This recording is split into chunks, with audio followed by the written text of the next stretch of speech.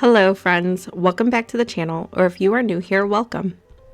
I'm starting off this video working on a craft that I have been wanting to do for quite a while. So I'm going to work on that this morning, and then we're going to get to some cooking and baking, and then we will also go on a little hike just to kind of see around the area what it looks like and get out of the house, get some fresh air. So this craft is something that I have been wanting to work on for quite a while now, and I'm going to start off by saying that I really have no idea what I'm doing. I've watched a couple different tutorials, and I'm just kind of doing with whatever works best in my head, and I'm trying to create a form that looks like a sitting goose. So I keep seeing all of these, they're like primitive ducks or geese. I think they're made out of wood usually, possibly plastic, but I feel like they're made out of wood and they're like statues that people display around their house. I think they're really cool. However, I have never came across anything that even looks remotely similar. So to fix that, I am just making one myself, or at least trying. So I wanted something to do. We're still kind of cooped up in our house. The roads are still terrible and we can barely get in and out. Like every time we leave, we have to go down one way or another, and it is hills both ways. So we leave, we can get out, but it's always questionable if we can get back in. And anyway, so I'm just trying to busy myself, let the time pass, and work on something that I have been wanting to work on for quite a while. So I am trying to paper mache, and I feel like I have not done that since I was a tiny child. And we did it with the balloon. I think my mom helped me. She did a balloon, and it was so long ago that I cannot even remember like what we were doing or anything. I just remember doing paper mache around a balloon. So anyway, that is the most of my knowledge, and I'm just kind of doing whatever I feel works best. And most of today is just me trying to figure out a good form that I'm wanting. I'm wanting it to be somewhat sturdy and not like flop over. So I'm adding quite a bit of magazine papers and newspapers and tape to kind of make it more sturdy so it doesn't tip over and stuff all the time. And I am pretty happy with the finished product that we ended up with today. Now I'm hopeful that by the end of the week I'll be able to get to the actual paper mache portion of it and then painting. So I'm really excited to work on this. Like I said, it's something that I have wanted for so long, but I have not been able to find. And so the way my brain works is if I can't find it, then I just try to create it myself, and that is what I'm doing. So anyway, like I said, this turned out to be actually a lot better. When I first started, I was kind of like, oh man, I don't know if this is actually going to work out. But then the finished product actually turned out quite like how I was envisioning it. So I spent the morning working on this, and then we're going to head out and do some, like I said, sightseeing just around the area, do a little bit of hiking, as much as we could at least. But this is how the form turned out, and that was my main goal for the day, was to get this form put together so then later this week I can spend some time painting and actually doing paper mache. Now, before we head out to do some sightseeing and looking around the area, I am going to make potato salad. And I know what you're thinking. There is no better time to make potato salad than when it is basically negative degrees outside and snow and ice everywhere. My husband and kids were quite confused when I woke up this day, and I was like, you know what sounds really good? Potato salad. So, no, I actually, if you have been here a while, you know that I am such a sucker when I am scrolling and someone is making something or doing something. I'm like, oh my gosh, that sounds so good. Or even if you're just like watching TV and the commercial comes on and you're like, wow, that sounds really good. So I am a total sucker for that. And this girl that I have recently been watching, she lives in Louisiana, I think, and she's constantly making gumbo, and so she's like all over my feed for whatever reason. She's actually really cool, I think, and I watch her constantly now, but she keeps making gumbo, and in her gumbo she puts potato salad. Now, I love gumbo, but I have not found a recipe, or I'm just not very good at making it, so I usually don't. but I do love when I come across a really good gumbo, and I thought it was so interesting that she put potato salad in it. So we ended up getting some gumbo, and I wanted to make potato salad to try in the gumbo. Also, it just sounded really good. Now I'll put this recipe for potato salad down below. I like mine, and I know that there's like a bajillion ways of having potato salad, but my husband and I, we like it with more mustard than mayo, I guess. We like it a little bit with that mustard kick. So anyway, I'll put my recipe down below, but this is the one that I have followed for a ton of years now, probably as long as I have made potato salad. But I don't know, it was just the funniest thing. I was kind of cracking myself up because it was just snow and ice outside, -degrees, and here I am making potato salad, which is traditionally made in the summertime. It just felt a little silly to be doing it. I am really curious though, if you are a person that makes gumbo or if you like eating gumbo, have you ever had it with potato salad? Is this something that I have just always overlooked? I don't remember anyone ever eating it with their gumbo, and I even looked at the comments in one of her videos and it seemed like it was a very normal thing. So I'm wondering if maybe that's like a Louisiana thing. I'm just interested. If you eat potato salad in your gumbo, please let me know down below. Or if you don't, I would also like to hear that too, because I'm wondering, I'm always curious about these numbers because it's just something that I have never heard of, but it sounds so interesting. I made the potato salad, but I have yet to have it with the gumbo. So I'm just waiting to try it, but I'm very interested if any of you have had that too. Another thing that I am curious about is, do your kids actually eat potato salad or macaroni salad, or do you remember eating it often as a kid? I remember eating it often as a kid, and then so does my husband, but our kids will not touch it. Like, they don't even want either one of those on their plates. So I'm curious, is that like a kid thing and you just kind of grow into it, or is it just my kids?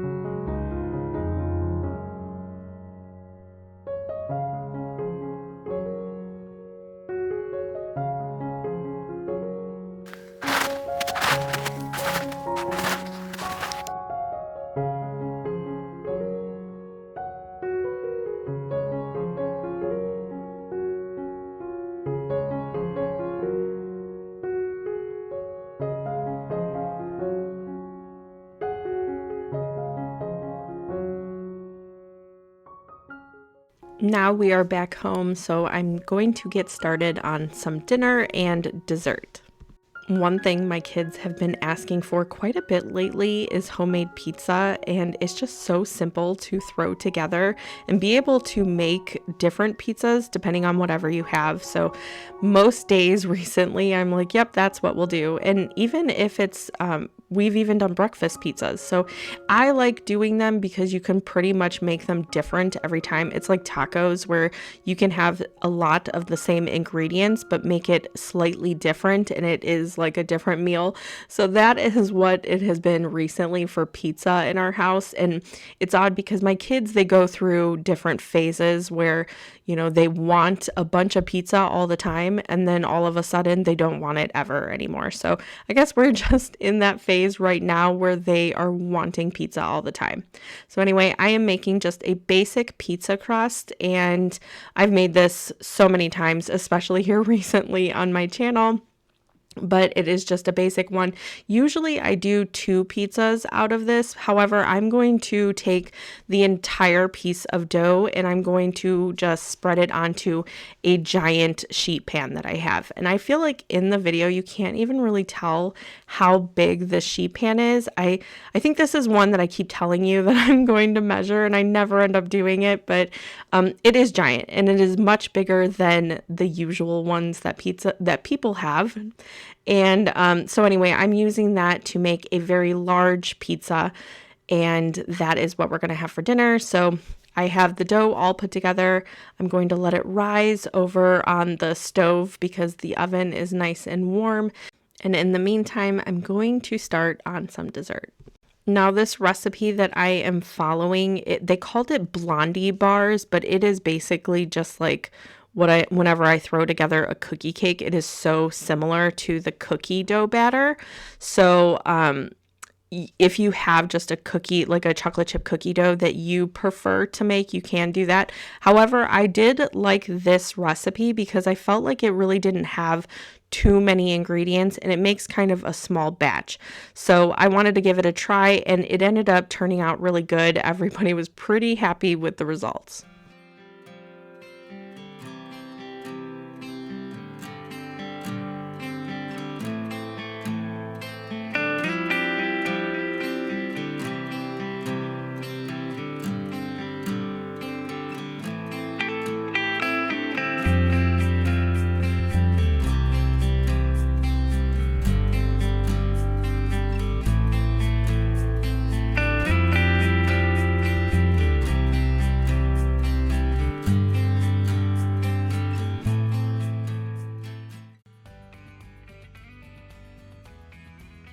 It can be a little tricky to spread the dough out into the pan when it has parchment paper in it. However, I highly suggest doing it that way because it makes cleanup, for one, so easy. And then also you can take the parchment paper, just hold it on the sides and pull the bars right out of the pan, which I absolutely love. And it is a little tricky at the beginning, but I feel like that's significantly easier than having to clean the pan or get the bars out of the pan.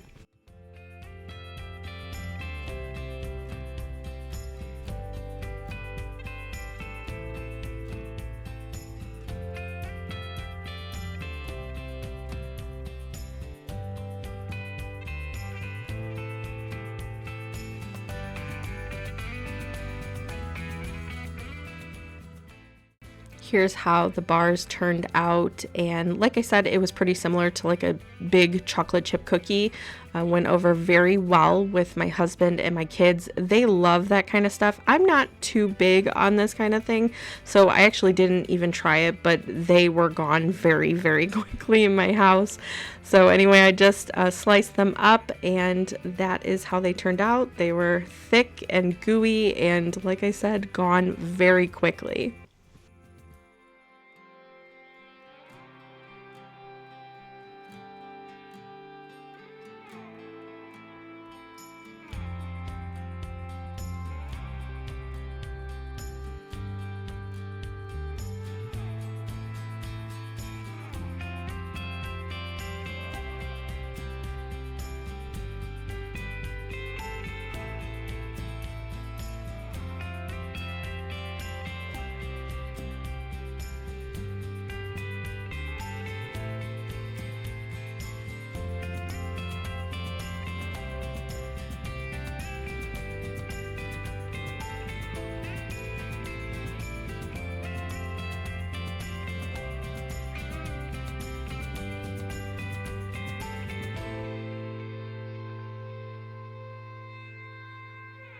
Now we have dessert all done. I'm going to finish up with the pizza. The dough has risen about double in size, so I greased this sheet very, very well, and I'm working on just trying to spread out the dough evenly and create like a little crust up the side.